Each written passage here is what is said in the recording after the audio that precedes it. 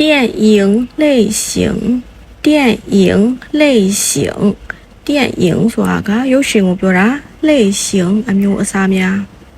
动作片动作ဆိုတာ action ကိုပြောတာ片ဆိုတာ slides တို့ sheet တို့ film ဒီမှာတော့ movie ရုပ်ရှင်အနေနဲ့သုံးတာပါ喜剧片喜剧片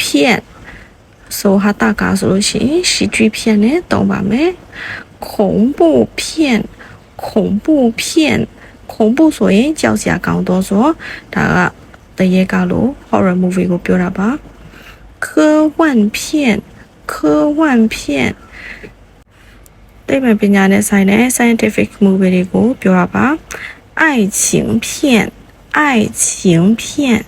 ဆို romance movie ဆိုလို့ရှိရင်အချစ်ကားဆိုလို့ရှိရင်爱情နဲ့သုံးပါမယ်动画片动画片卡通ကား悬疑片悬疑片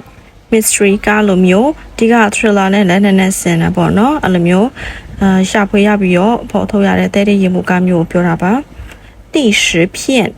历史片ဆိုရင်တမိုင်းကြောင်းကားတွေကိုပြောတာပါ纪录片纪录片 documentary လို့ဟာမျိုးတွေကို纪录片နဲ့သုံးပါတယ်你是我的飞